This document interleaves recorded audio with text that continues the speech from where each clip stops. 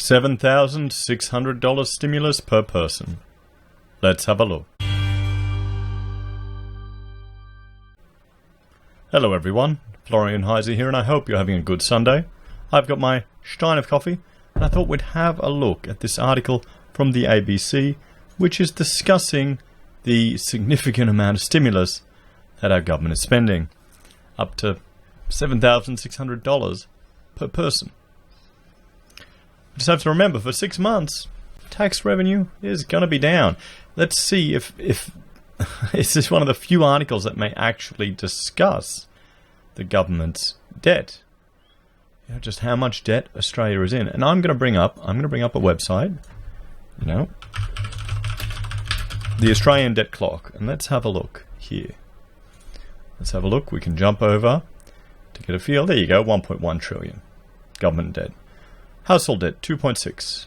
Total private credit 4.5. So, what's $500 million more between people, or another $1 trillion more to government debt? Well, let's have a look. The federal government's economic response to the illness pandemic has been sweeping, including payments for job seekers and job keepers, as well as wage subsidies and support for businesses. But just how big is the spending? And how does it compare to the stimulus package that offset the global financial crisis? Now, this seems to be a myth that's repeated over and over again. I guess if you say it enough, people believe it. They seem to fall into the trap that the spending from the GFC is what saved us from, the GFC.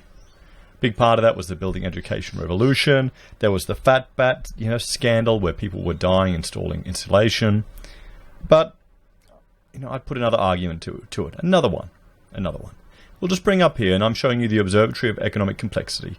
And these here are all of our exports. Biggest one at the moment, or at the time this data was collected, is $48.2 billion for iron ore. Another big part of our economy, everyone, is the tourism sector, which is $60.8 billion. And then you also have international students in education. Now, a big source for all of that is China. 35% of our exports, followed by Japan and South Korea. Now, China, around the time of the GFC, they did a little bit of increase in spending. They dragged us along with their demand for our resources to stimulate or to support their infrastructure spending. So, any claims that the stimulus that Ruddy did saved us from the GFC, I just don't believe. This is the thing that people don't realize. They think our government is the big, fantastic thing that can save us all, or at least what the lefties believe. But it isn't as big as some other parts of the world. We got lucky. Australia got bloody lucky. Some of the spending from this building education revolution was a complete waste. Well, no, the stimulus spending. Look at our education results. Hang on, I'll bring it up here. Here you go. What is it? 2008 to 2018. Everything's going down. So I'd say all that money invested in that sector was a complete waste. And when I'm being critical of the civil servants getting pay rises and everyone's telling me, what about the teachers? What about this? Here, look at the education results we're getting. Why should they be getting a pay rise? They're not performing. It's harsh, but it's true. The chart shows 2 decades of Commonwealth spending, past and forecast, including both stimulus plans and other spending. So here you go. Look at that. Look at the stimulus spending. I think, what do you reckon? You think the 2021 is a bit ambitious to drop down that far? We'll see. Let's make a guess. It will go like that. What do you reckon, guys? What do you think? Or will it rebound back perfectly? We'll have to see. The first stimulus was over 11 years ago and was Australia's response to world markets collapsing amid the GFC. In total, the Rudd government spent $51 billion, much of it within a year. This week, Prime Minister Scott Morrison, confronted with a far worse economic outlook thanks to the illness pandemic, unveiled a plan that would dwarf that earlier response. And remember, everything that buffered us in that response, essentially our economic relationship with China as a quarry for the world, is also going to be affected now, guys. it's also going to be affected. Let me just bring up here. This is the live shipping data, marine traffic data. We'll have a look at that now, just to see how shipping is going around the world. Now, we still have, a fair amount of shipping, which is good, but it's definitely taken a hit. Look at all of this, guys. Look at all of this. So, we're a very interconnected world. So if there's any more dents happening to this, any more dents happening to shipping, and our biggest export, iron ore, well, I'll bring up another chart, guys. We'll bring up Trading Economics. This is one of my favorite websites. We'll look at some commodity prices. Gold's doing nicely. We'll jump here. And where is iron ore sitting at the moment? Iron ore is at 82.50. We'll just look at this one. Paper price. There you go. So it's gone down a fair bit, hasn't it, since July last year, when it reached its peak. Now, our government's budget is based on, well, it was based on $50 iron ore, so it's still doing okay. But every time, the lower that gets, it's less revenue as well. So I'm worried. I'm worried the Australian government is digging a hole. Here we go. We're down to 59 US cents. We're once again under 60 cents. I'm worried it's digging a hole, and they're just going to keep trying to print more and more money to get out of. And historically, has that ever succeeded? Has it ever succeeded? What are the outcomes? Eventually, public loses confidence. And then what happens? So this week, during the GFC, Australia was one of only 3 developed nations to avoid recession. At its peak in 2008 and 2009, stimulus spending was about 1.8% of the size of the Australian economy. By comparison, Mr. Morrison's response to the illness will be worth an estimated 3.3% of Australia's gross domestic product this budget year and 6.1% next year. In fact, those figures are likely to be much higher because the government forecasts they're based on are certain to worsen. So here's the spending, $7,600 per person. Are we all getting it, guys? Well, a lot of people would be. Another way to compare the two packages is to filter out inflation and look at how much the Commonwealth spends per person. I mean, there you go, look at that. Look at this here. By this measure, the Rudd government spends on average about $2,900 per person in today's dollars to keep the economy afloat. No, to stimulate the economy and to win economic political praise, but anyway, it's the ABC. Who am I kidding? The Morrison government's pledges so far amount to $7,600 per person. There's more to come too. The government hasn't yet put a price on its decision to bankroll childcare centres. There's another one, guys. I mean, that entire industry is so heavily regulated, and now they're wow.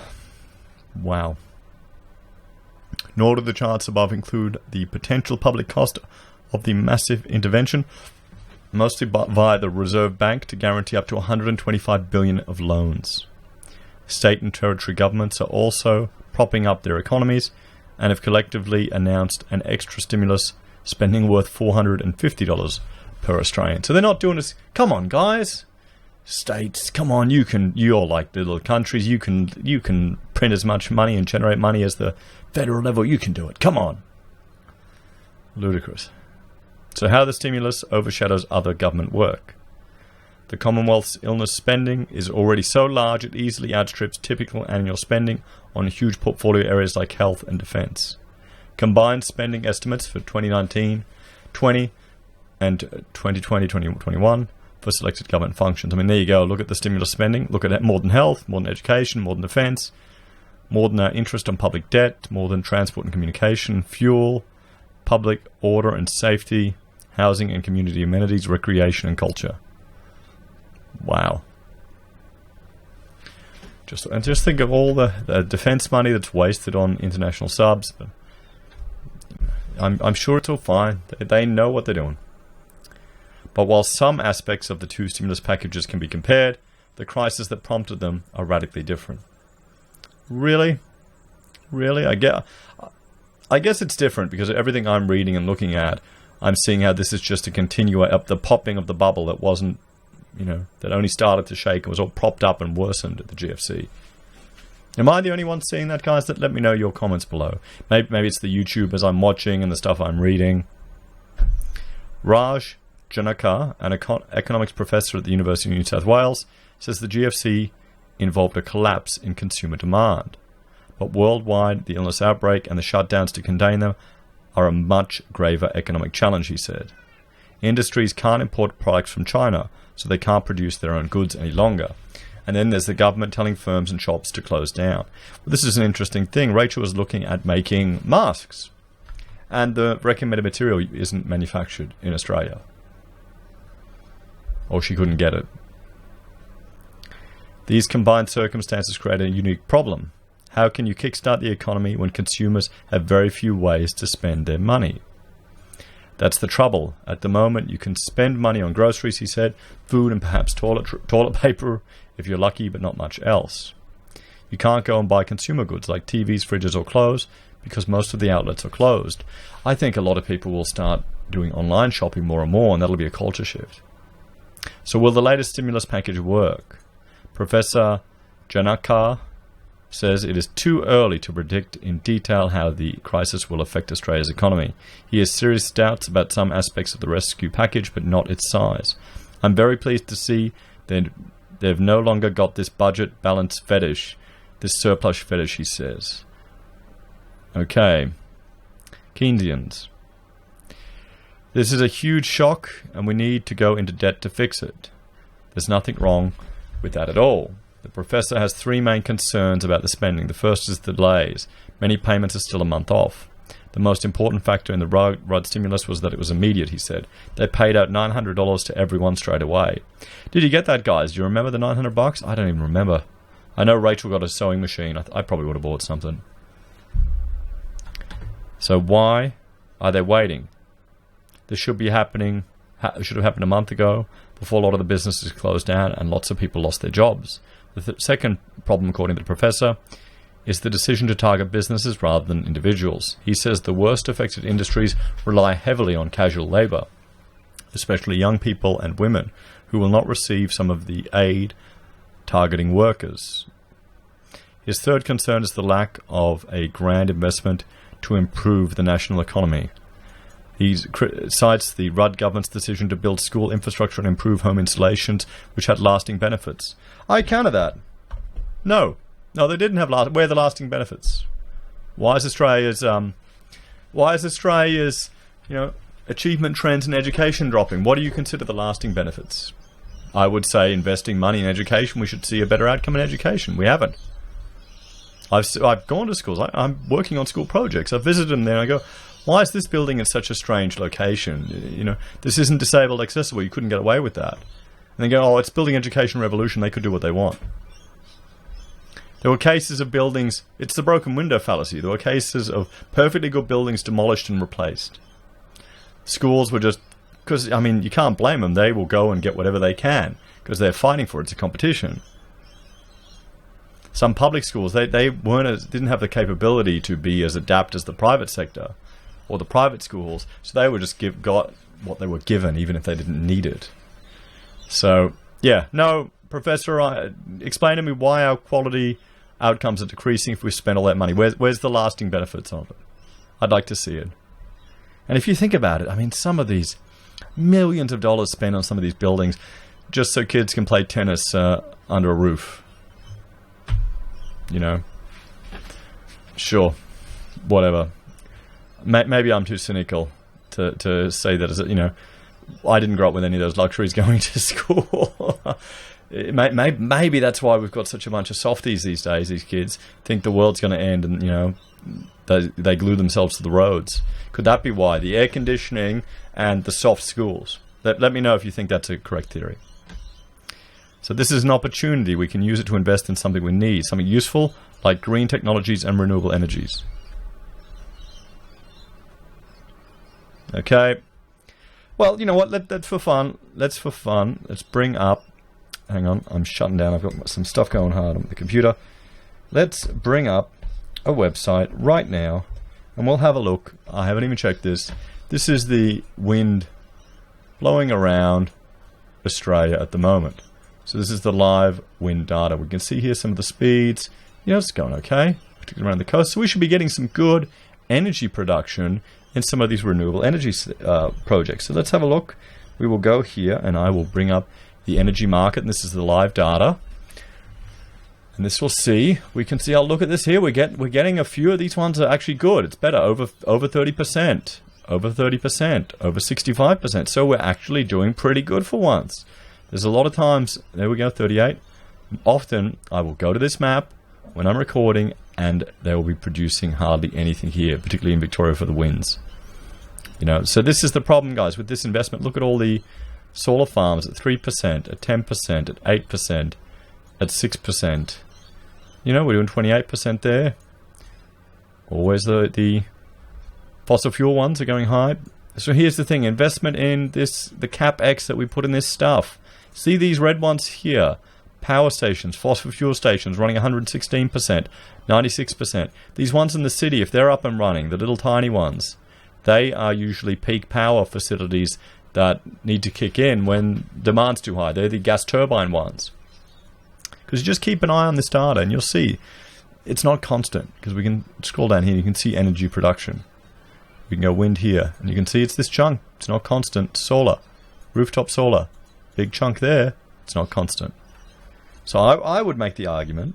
I would make the argument that we need to invest in, well, yeah, I would say green technologies like nuclear.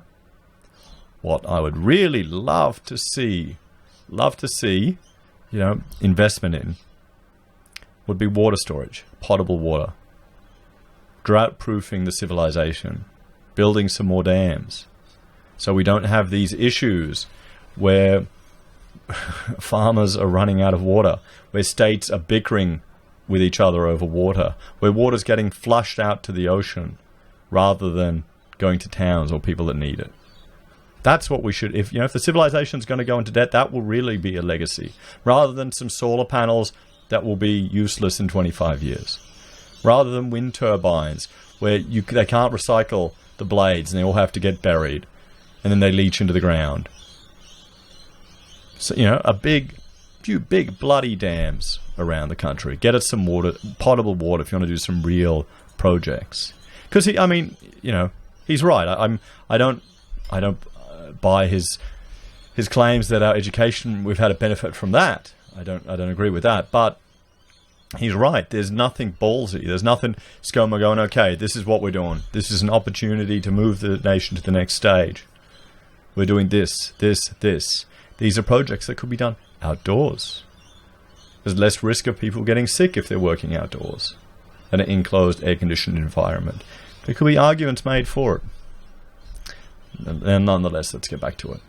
But despite his skepticism, he says the stimulus measures will be very helpful for some sectors of the economy. The government is obviously trying very hard to tackle this problem, and it is not an easy one. He's right there. It is not easy. It isn't easy. I mean, what would you suggest, guys? Are you happy with the government stimulus spending? When they're going to do one thing or another, what would you direct it to? Do you think it'll go down, or will it go up? Do you think the government is going to be able to pull back on all these perks that people are getting? Do you think there'll be a bunch of people that think, why do I need to work when the government can just magic money out of nowhere? You know, if they can do it now, why can't they do it all the time? Let's get that UBI, comrades. Anyway, thank you for watching. Please like, share, and subscribe to the channel. As always, let me know your thoughts and opinions in the comments below. If you're a fan of the channel, there are a few ways you can support us. You can join the channel on YouTube or here on Patreon. You can use our affiliate links at Amazon or eBay for your consumer purchases, or Kucoin and Independent Reserve for your crypto trading. We have merch you can get from the HeiseSays website or Teespring. We make pocket squares that you can see behind me right there. We also have gold, PayPass if you want to send us gold from the Perth Mint. And thank you to those of you that have. And finally, PayPal if you want to donate that way. Even just sharing, liking, getting the videos out there and helping the channel grow is really helpful, and I really appreciate it. Thanks everyone. Have a great weekend, and I will see you in the next video. Bye for now.